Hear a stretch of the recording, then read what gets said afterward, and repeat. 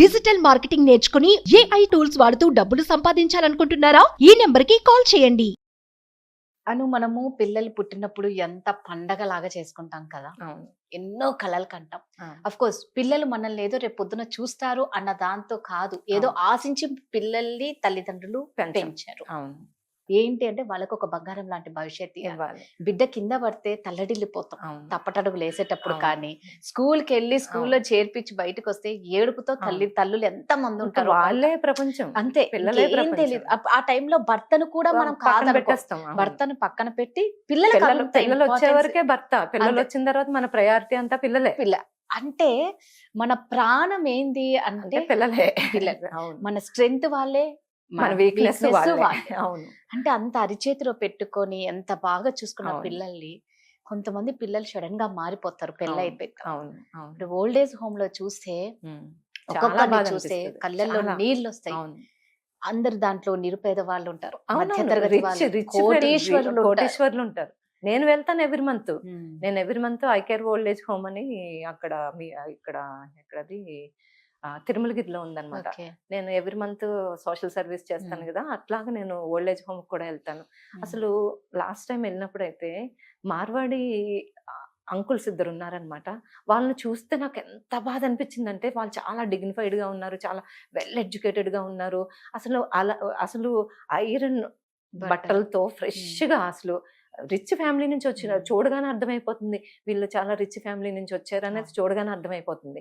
అంటే కొంతమంది చాలా కదలలేని స్థితిలో ఉన్న లేడీస్ ఉంటారు కదా, ఓల్డ్ పాపం, వాళ్ళు ఉన్నారు, ఇలాంటి వాళ్ళు ఉన్నారనమాట. నేను అడిగా ఆయన్ని, సార్ మీరు చాలా ఎడ్యుకేటెడ్ లా ఉన్నారు అంటే, ఆయన మంచి గ్రూప్ 1 సర్వీస్ ఏదో మంచి గవర్నమెంట్ సర్వీస్ చేసి రిటైర్ అయిన ఆయన అనమాట. అదేంటి సార్ మరి ఇక్కడ ఉన్నారు మీరు అని చెప్పేసి అంటే, కోడలికి ఇష్టం లేదంట. ఆయన కొడుకు దగ్గర ఉండడం కోడలికి ఇష్టం లేదంట. ఇంకా ఆయన ఫంక్షన్ కూడా ఆయనకు వస్తది కదా, ఫైనాన్షియల్లీ బర్డెన్ కూడా లేదు కదా. ఏంటి కాళ్ళు చేతులు చక్కగా తిరుగుతున్న మనిషి. అవును, తిరుగుతున్న మనిషి. ఇప్పుడు కోడలు చేయలేకపోతే ఒక పనమ్మాయిని పెట్టుకోవాలి. ఆయనకి ఎలాగో ఫంక్షన్ వస్తుంది. నిజంగా నాకు ఇంటికి వచ్చాక రోజు నిద్ర పట్టలేదు. ఆయన మీద ఒక 2 రోజులు ఆలోచించాను నేను. చాలా బాధ అనిపించింది. ఈ ఓల్డ్ ఏజ్ హోమ్స్ అంటే ఒక రకంగా ఓల్డ్ ఏజ్ హోమ్స్ లేకపోతే బాగుండేమో అనిపిస్తా ఉంటది మనసుకి. ఎందుకంటే కనీసం ఇంట్లో పెట్టుకుంటారేమో అనిపిస్తుంది. కానీ ఉండడం చాలా మంచిదని ఒకసారి అనిపిస్తుంది. ఎందుకంటే కనీసం ఇలా బయట పంపించేసిన వాళ్ళకి షెల్టర్ అనేది దొరుకుతుందని. నిజమే. ఎక్కువ ఓల్డ్ ఏజ్ హోమ్స్ కి వెళ్ళే వాళ్ళు అంటే పిల్లలు ఫారెన్ లో సెటిల్ అయిపోయి ఫారెన్ లో ఉండి వాళ్ళని చూసుకునే బాధ్యత, అంటే వాళ్ళ ఇంకా బాధ్యత వాళ్ళు తీసుకోలేరు అక్కడ సెటిల్ అయిపోయినప్పుడు.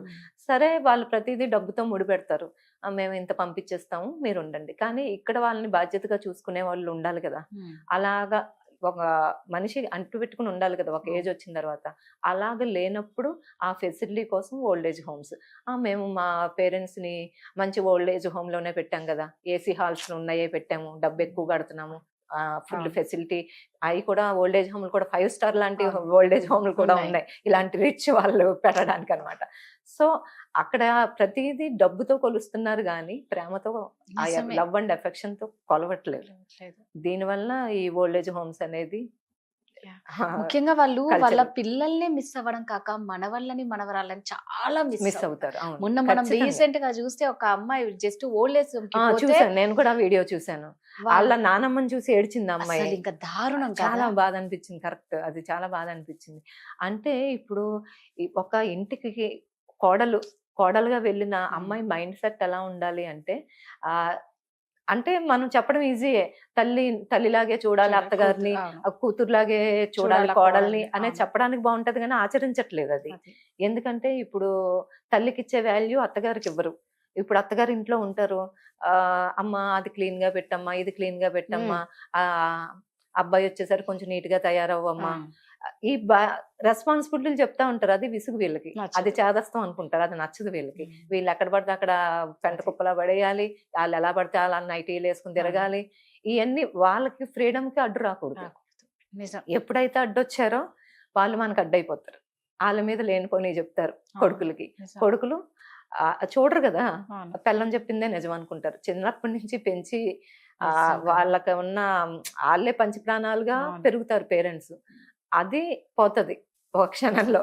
పోయి ఇంకా అమ్మ అడ్డయిపోయింది, నాన్న అడ్డయిపోయాడు, ఇంకా వీళ్ళని ఏసేయాలి ఓల్డ్ ఏజ్ అసలు ఒక హోమ్ లో. చిన్నది ఏంటంటే మనం పిల్లలు అంటే పేరెంట్స్ పిల్లల్ని స్కూల్లో వదిలిపెట్టేటప్పుడు గుండెలు భారంగా ఉండి అవును. కంటి నీటితో అవును. మళ్ళా బిడ్డ ఇంటికి వస్తాడు ఒక 3 అవును. గంటల్లో అని అవును. తెలిసినా మన కూడా మన అవును. తల్లిదండ్రులు అంత బాధపడితే వీళ్ళకు తెలుసు ఇంత వయసు వచ్చిన తర్వాత అవును. వాళ్ళకు పిల్లలు పుట్టిన తర్వాత ఆ తల్లిదండ్రులను తీసుకొని ఎలా అక్కడ ఇప్పుడు అంటే వేయాలా వీళ్ళ అనిపిస్తది. పిల్లలు కూడా వీళ్ళని అలాగే ఆ కల్చర్ ఉమ్. చూస్తారు కదా, వీళ్ళ పిల్లలు కూడా వీళ్ళని వేస్తారు అలాగే.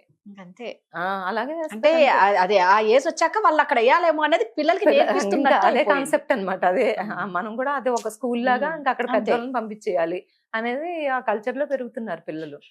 అసలు తల్లి ఒక ఇంటికి పంపించేటప్పుడు, కోడలుగా పంపించేటప్పుడు, అమ్మ నాకు ఎంత ఇంపార్టెన్స్ ఇచ్చావో మీ అత్తగారు కూడా మీతో పాటు ఉంటారు, మంచి చెడ్డ చెప్తారు, నువ్వు అలాగే చూడు, డిఫరెన్స్ అనేది చూడకు. ఇలాంటి తల్లి చెప్పి పంపించాలి. అంతేగాని కూతురు అక్కడికి వెళ్ళిన తర్వాత ఏదన్నా తల్లికి ఫోన్ చేసి అత్తగారి మీద చెప్పింది అనుకో, నువ్వు ఇలా అను, నువ్వు అలా అను, ఇష్టం లేదా నేను వెళ్ళిపోతాను ఇంటికి, మీ అమ్మ ఉంటే నేను ఉండనని చెప్పు. ఇలాంటివి నేర్పిస్తున్నారు ఈ సీరియల్స్, సీరియల్ ప్రభావం. సీరియల్ ప్రభావం, ఈ సోషల్ మీడియాలో ప్రభావం, ఇవన్నీ నిజం. అవన్నీ మాని ఈ మంచిగా చెప్పాలి పిల్లలకి. కష్టం నష్టం ఉంటది, పెద్దోళ్ళు అన్న తర్వాత వాళ్ళు ఇంత పెంచి పెద్ద చేస్తేనే కదా ఈ నీకు రోజు ఒక వీళ్ళు ఈ జీవితం స్టేజ్ లో వచ్చింది, ఉన్నారంటే నీకు ఒక అంతే. జీవితం వచ్చింది, నీకు ఒక హస్బెండ్ వచ్చాడు, వాళ్ళ పేరెంట్స్ ని పంపిస్తే ఇప్పుడు మమ్మల్ని నా కొడుకు పంపించేస్తే ఎలా ఉంటది, ఇవన్నీ కూడా చెప్పి పిల్లల్ని మానిటర్ చేయాలి. చేస్తే ఫస్ట్ ఈ పేరెంట్స్ కూడా ఏం చేయాలి, వాళ్ళకి ఆస్తులు ఏమున్నాయి, మనకి ఎంత ఆస్తులు ఉన్నాయి, చిన్నప్పటి నుంచి ఒరేయ్ నేను అక్కడ అది కొన్నాను రా, నేను ఇక్కడ నేను ఇది కొన్నాను రా, నేను ఇది నీ పేరుని రాస్తాను, ఆ పేరుని రాస్తాను అని చెప్పొద్దు పేరెంట్స్. చెప్తే అన్ని రాయించేసుకుని ఓల్డ్ ఏజ్ హోమ్ లోనే పడేస్తారు. ప్రతి లాస్ట్ మినిట్ వరకు పిల్లల పేరుని ఏమీ రాయొద్దు నన్ను అడిగితే. అదే వాళ్ళు ఫైనాన్షియల్ కంట్రోల్ అనేది మన హ్యాండ్స్ లో పెట్టుకోవాలి మనం. ఎందుకంటే దానికోసమైనా మనం చూసుకుంటారు. నిజం. ఏమీ లేనప్పుడు ఇంకేం ఏం చూడరు, మనం అడ్డైపోతాం వాళ్ళకి. మనకు ఆస్తులు ఉన్నాయి, మన చేతుల్లో ఉన్నాయంటే అమ్మో దీని ఆస్తి అంతా మనకి ఇస్తది కాబట్టి దీన్ని బాగా చూసుకోవాలి, కనీసం తిండన్నా పెడతారు. లేదు ముందే మనం రాసేసాం అనుకో వెంటనే వేసేస్తారు ఓల్డ్ ఏజ్ హోమ్ లో. ఇది ఫైనాన్షియల్ కంట్రోల్ అనేది పేరెంట్స్ ఖచ్చితంగా లాస్ట్ స్టేజ్ వరకు వాళ్ళ హ్యాండిల్లోనే ఉంచుకోవాలి. ఇది అంటే నా లేదు లేదు అవును 100% వాళ్ళ దగ్గర ఉండాలి. ఆ ఫైనాన్షియల్ గా స్ట్రాంగ్ అనేది వాళ్ళ ఆస్తుల్ని వాళ్ళ పేరునే ఉంచుకోవాలి. వాళ్ళ తదనంతరమే పిల్లలకి ఇవ్వడం అనేది, వాళ్ళ పిల్లలకు కూడా వాళ్ళ మనవలకు అలా ఎలాగో పిల్లలకే ఇస్తారు అల్టిమేట్ గా ఇస్తారు కాబట్టి.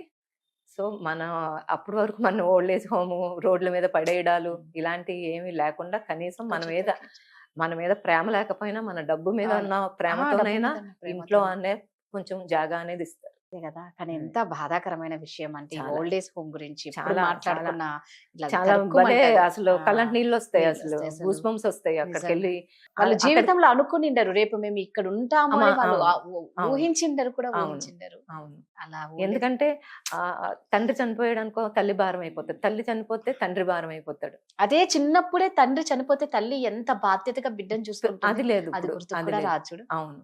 అందుకే మనకున్న ఆస్తుల్ని తల్లి తండ్రి కూడా ఇద్దరు వాళ్ళ పేర్ల మీద పెట్టుకోండి, బెస్ట్ వాళ్ళ పెట్టుకుని లాస్ట్ మూమెంట్ వరకు మీరు మీ లైఫ్ ని మీరు ఎంజాయ్ చేయండి.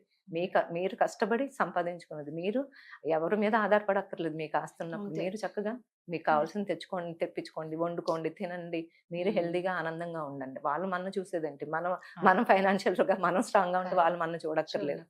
మనం పడేసే దానికోసం వాళ్ళు ఎదురు చూస్తూ ఉంటారు, మన బయట పడేయకుండా ఉంటారు. Thank you. సుమన్ టీవీలో మీ పర్సనల్ అండ్ బిజినెస్ ప్రమోషన్స్ కోసం కింది నెంబర్కి కాంటాక్ట్ చేయండి.